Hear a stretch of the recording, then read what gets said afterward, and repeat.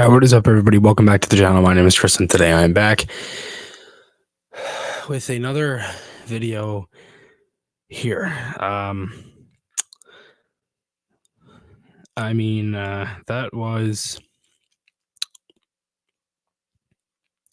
was a as flyers of a game you're gonna get. I mean, if you've watched this team in any span from 2013 to now, essentially when I started watching, that is a Flyers loss.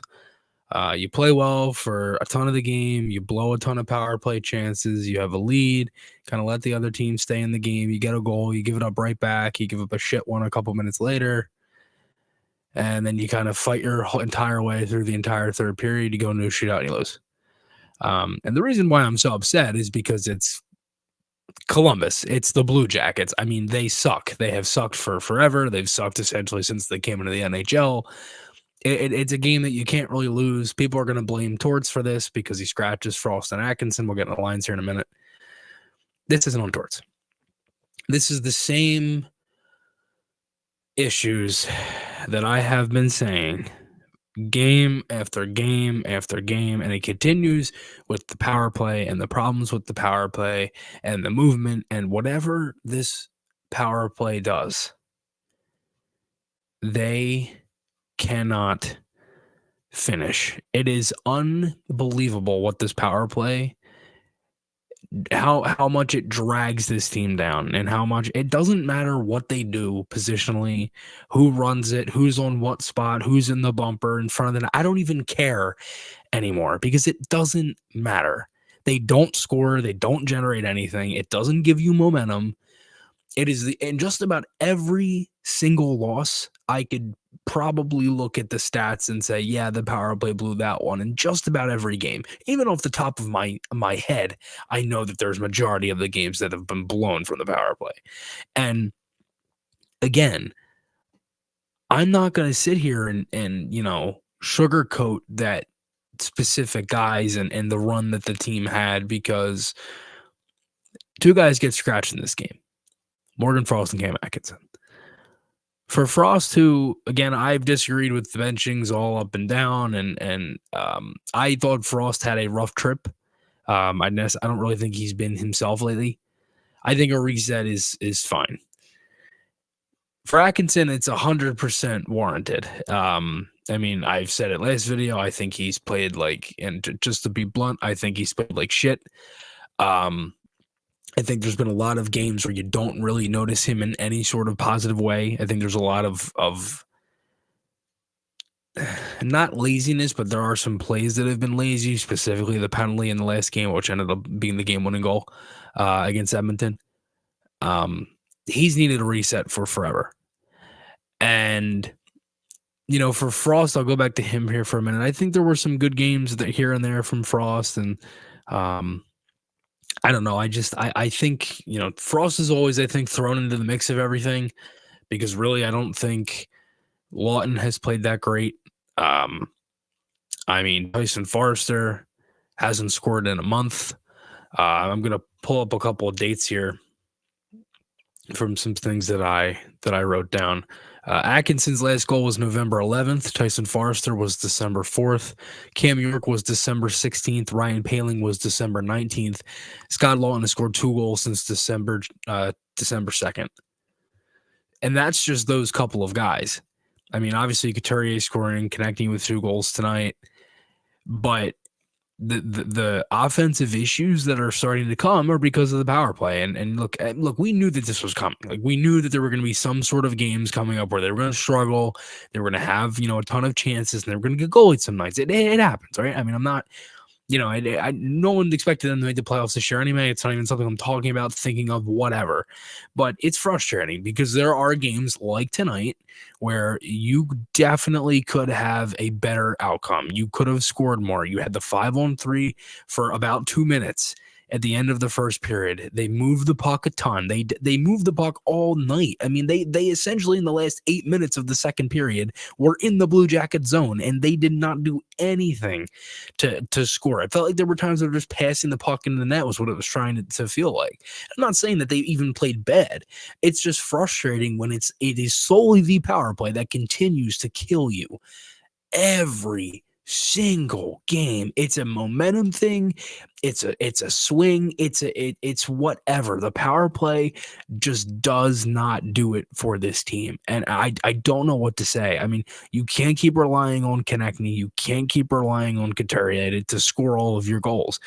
I mean, again, Forster hasn't scored in a month. He had that little blip of games where he was really good, the two against Pittsburgh specifically, and he hasn't done anything since. And again, you aren't drafting these guys to be two-way forwards and guys who do all the little things. I don't care about that. I care about it, right? I mean, I know it sounds stupid, but for a guy like Tyson Forster, I could not give any I don't understand how you can keep riding this off as like, oh, well, he's doing a little thing. Like, no, like he's drafted to score. Joel Farabee is having a great bounce back year. I mean, honestly, ask yourself this question. Has any single young player really benefited this year? Think about it for a minute. Because I don't genuinely think any of them have. I mean, let's just look at the list. You look at Farabee, for example, right? Again, bounce back year. He's having a really solid year playing, obviously, now top line minutes. Tippett, clearly, I think, isn't the same guy from last year. I mean, I'm not saying he's a bad player or anything, but he doesn't look like the Tippett that we saw. Forrester, another one. I mean, what exactly has Forrester really done this year to improve? Yes, the two-way game has been better. That was good last year. The two-way game was great. He was scoring last year was the big thing. It was like, oh yeah, he was playing, both sides of the puck. That was the main thing everyone talked about, but he was scoring was the extra point to that. Now it's, well, he's only doing the two-way part of it. And sure, that's fine. I am completely fine with Forrester doing the two-way part of it, but you did not draft a guy 23rd overall in the first round to be a two-way player. I'll say that right now. Bobby Brink, who again comes in, had a good camp, really good in the summer, everything like that, right? Put on some weight, all that stuff, and even came back from an injury, has actually, I think, had a really solid year. I mean, outside of, but I mean, he hasn't done a ton recently, but he's not a guy. I mean, he's definitely been one of the guys for sure, but I mean, that's it. Just Brink alone. I mean, again, Farabee's on a bounce back year. You can't really put Farabee into that category. It's frustrating. In a game like tonight, where again you have a 2-0 lead, you get a goal from Konechny in the first period. Flyers were buzzing all game. Second period was the same thing. I mean, you let them hang in it. Unfortunately, you knew that they were just going to score some weird deflection off of six guys and a couple sticks and a skate and go in, and it's 100% what happens in the second period. I don't love the. I thought Urson was good. I didn't love Urson in the last couple of minutes. He gave up a ton of rebounds, and Columbus almost ended it a couple of times. Obviously, look, I mean, the shootout is the shootout. I mean, that was what it was. But it's another frustrating loss. It really is. And, you can't let this stuff pile up, is the thing. Yes, you get a point out of this game, but now this is a 4-game losing streak. Only 2 points out of a possible 8 out of these last 4 games here.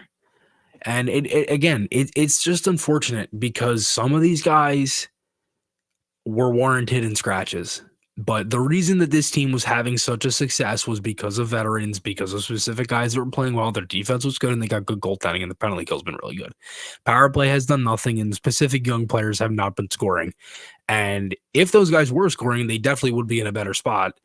Tippett, Forrester, Brink, I mean, Frost even still, I mean, it hasn't really been putting up a ton of points. Like, you need these guys to get going. And I think the problem is when other young guys, specifically Frost, who gets sat, that's my issue with it, is Forrester won't see the press box all year, but Morgan Frost will.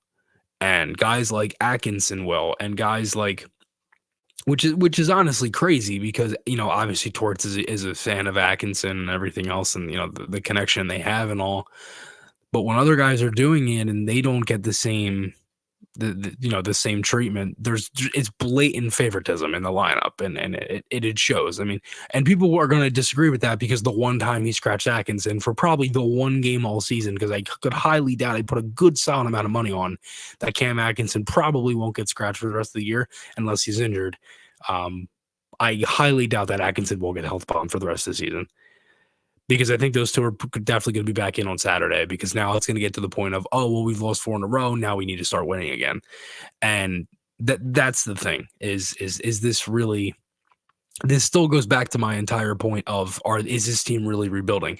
Because honestly, it gets to the point where what specific young guy is essentially really taking a huge step. And I'm not even really trying to be that negative. It's just, it's the blatant obviousness of the fact that none of these other guys are realistically doing anything. I just laid out all the numbers for you. Atkinson, November 11th, Forrester, December 4th, York, December 16th, Paling, December 19th, and Lawton 2 goals since December 2nd. Now, again, some of those guys, Ryan Paling on a 1-year deal, Scott Lawton, been a veteran in the league for a long time. Cam York, right? He's a defenseman, right? But he's the guy that you look at to be your number 1 power play quarterback. Cam Atkinson is here, and he makes almost $6 million a year, and he's supposed to score goals. And Tyson Forrester, first-round draft pick, 2020. I mean, we've been waiting to see goals. Like, it just gets to the point where it's like, how much more can you wait? And that's the frustrating part of the entire thing, is that there's favoritism in the lineup, because some of these guys will never see never see the press box. And that's I think part of my problem with the whole Frost thing. I've said that I beat that drum all year, and it's the same even the same thing with Atkinson, because in Atkinson's defense, some guys well, I shouldn't say have been as worse as him, but some guys certainly have had stretches like his. Lawton was one who had a stretch, not as long, but he did have a stretch where he wasn't great and he didn't sit. It's just it's frustrating, I think, and to end up losing the game in a shootout to him, blowing a 2-0 lead. That was more the frustrating part of it, was the fact that you score the 2-0 goal, and then you go right back to it, and then you give up an absolute bullet to Severson, and it's like, I mean, it's just a frustrating game, and you lose it in the shootout. The overtime was the overtime. I mean, it felt very sloppy. I thought the first 40 minutes were good for the Flyers. They had some pushes, but once Columbus got that first goal, it just felt like all the momentum went back to them. And I wasn't really worried about the lead, to be honest. And then once they got that goal, I was like, what is going on here? Like it just completely switched. So, I mean, it's frustrating for this one. But let me know your guys' thoughts below. Make sure to check out Maher Media for all the stuff that we do over.